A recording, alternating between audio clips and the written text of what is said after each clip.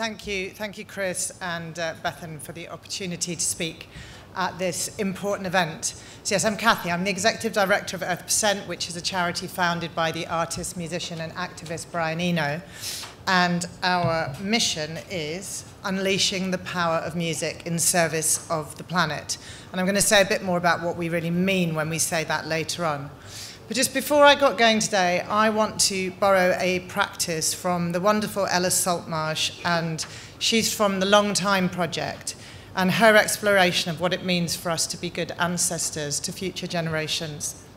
So I want to ask you to just take a moment right now to think about a child or a young person that you love. Think about how old that person is today. If you like, close your eyes and now think about how old they're going to be in 2030. That's less than 7 years from now. And the last year by which scientists tell us that we must reduce our emissions to stay within temperature levels that can sustain human life. How old will that child or young person be in 2050? And what do you think our world will be like then?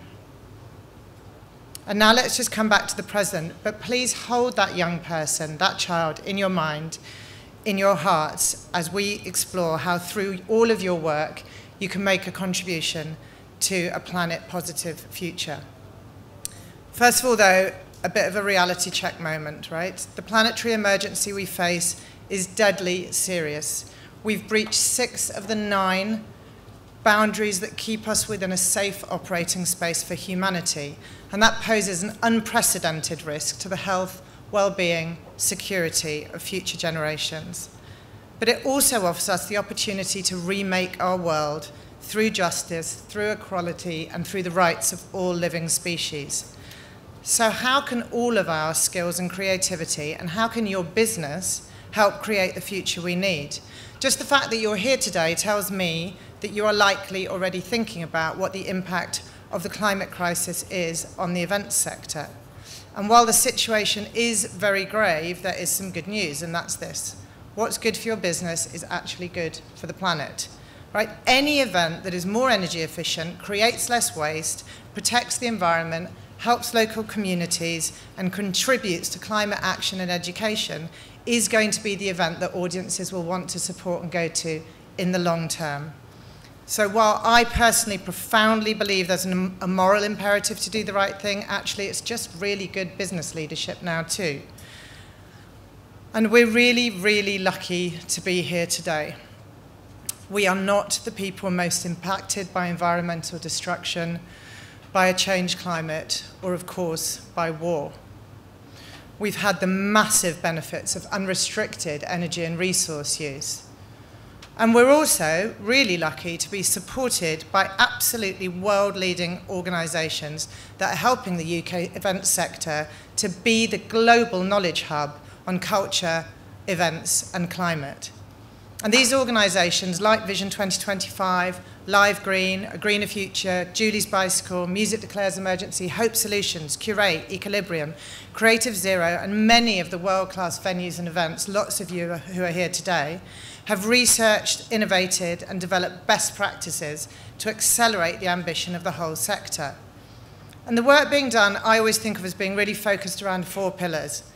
Measure your impact, reducing your emissions and appropriately taking responsibility for your residual emissions, financing climate solutions, and advocacy and education. But we also urgently need to add a 5th pillar, and that's adaptation and resilience. Because to create and run events, particularly outdoor events, in a much hotter world of more extreme weather events, requires changes that I think are probably not really well defined yet. And keeping people safe, which has to be our priority, and being able to continue to ensure events, means really understanding the impacts that we face. So we also need to invest in a collective imagining of the future. We have to consider not just the practical responses, but actually what are the creative responses? What does the events sector look like in 5, 10, 15 years hence? I want to share a few examples very quickly now from some of the organisations that I've mentioned, but I needed to do this without kind of stealing the thunder of things that are going to be presented later on by people like Vision 2025 and others. So it's just a snapshot of some of what you can all benefit from that's already available. So Live, who were mentioned earlier this morning at a session that we had here, Live has the Live Green Group, which brings together people from right across the industry and sustainability experts to take action towards meeting the Live Green Pledge Beyond Zero.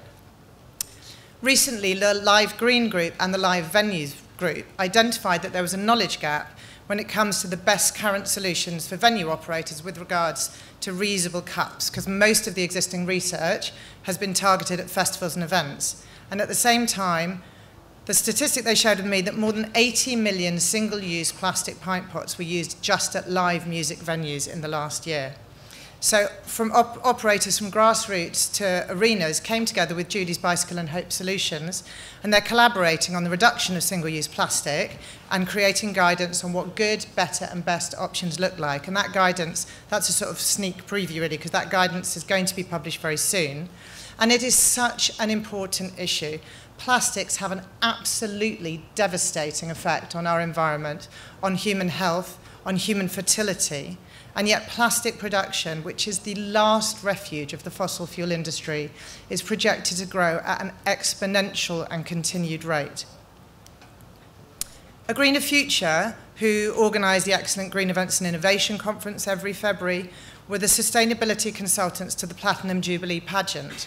They applied their green event framework to drive commitments across all aspects of the event. The pageant was independently assessed and certified by AGF environmental assessors, and you can see some of what was achieved on the slide. I do have to say my slides are kind of funky because there was a whole Mac to PC drama today, but just bear with that. They did look a bit neater. Anyway, the pageant was independently assessed and certified by AGF assessors, and they did an in-depth scopes 1, 2, and 3 analysis, and then they worked with Curate, who are carbon removal specialists, so that all of the residual event emissions were removed. Julie's Bicycle, well known to many of you, and they're going to talk about a number of excellent initiatives they're involved in, but one area of work that is available for everybody to benefit from is all that they've done on audience travel.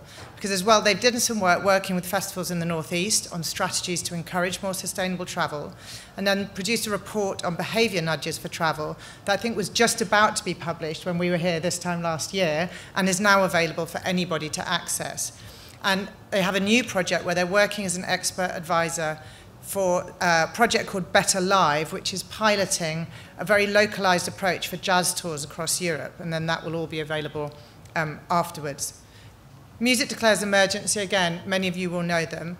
Their No Music on a Dead Planet campaign is built around a phrase that brings fans and artists together across all genres of music and territories.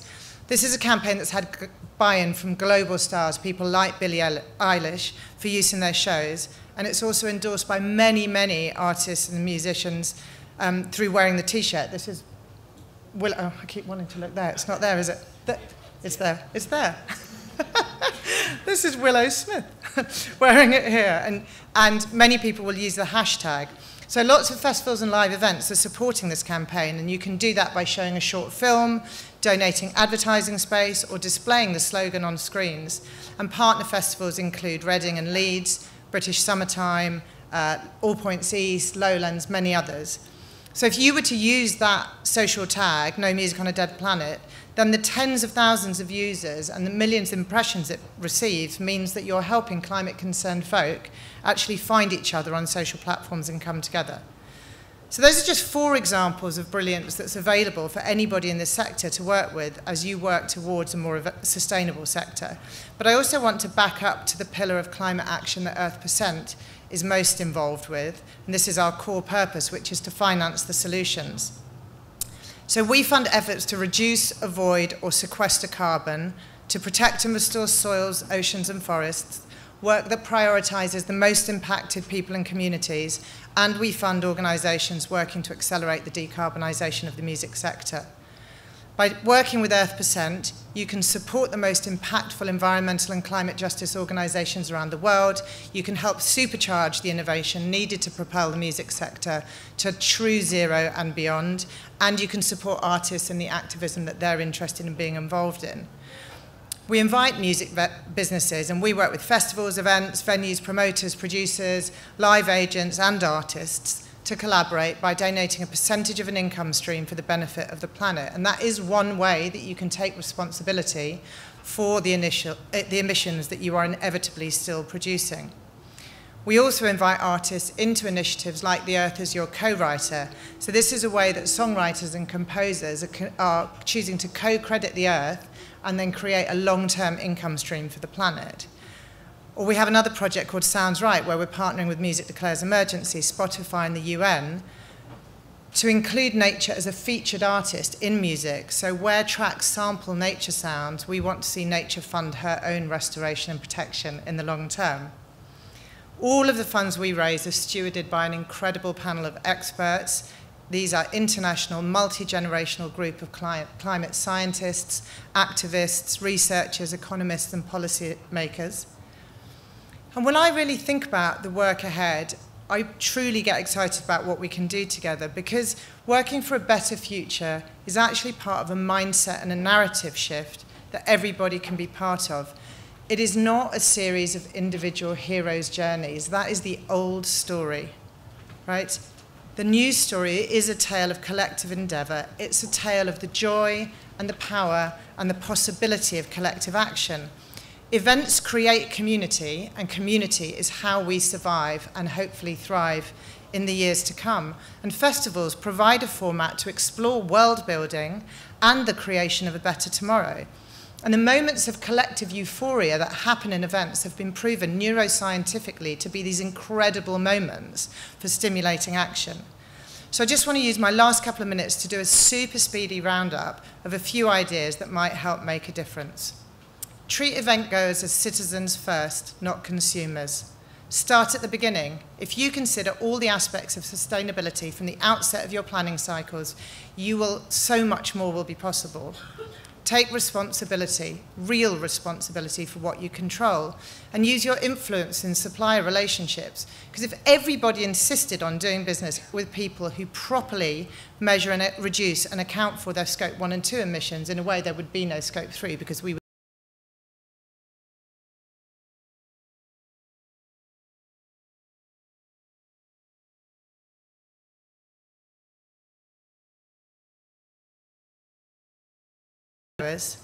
think beyond carbon. You have to consider waste, water, resources, chemicals, air quality, pollutants, the soil, and biodiversity.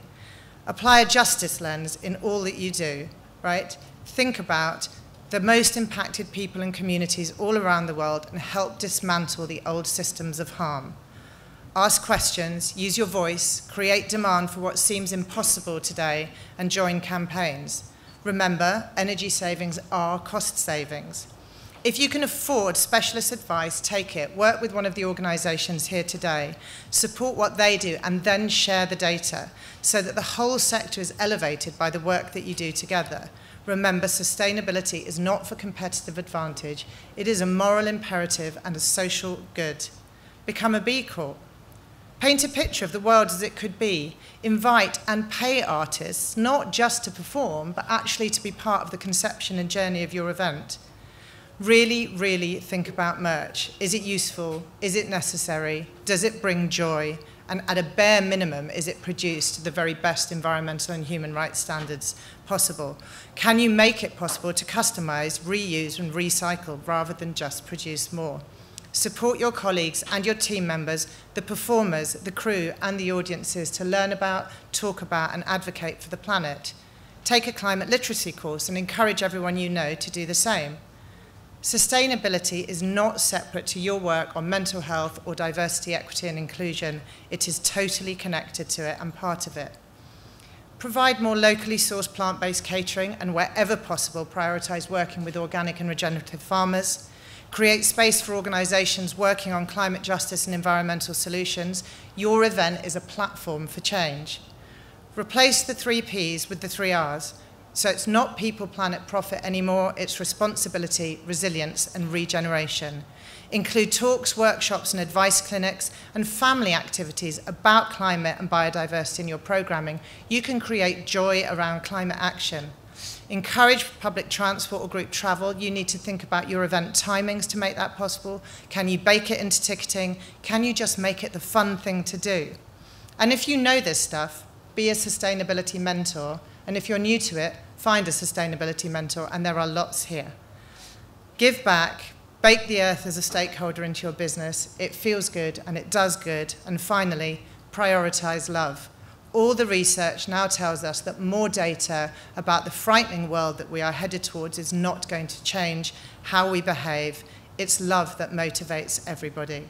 So let's use our voices, let's use our influence, our networks, our knowledge, our care, our courage, and the resources that we all have access to create a planet-positive event sector together. Thank you.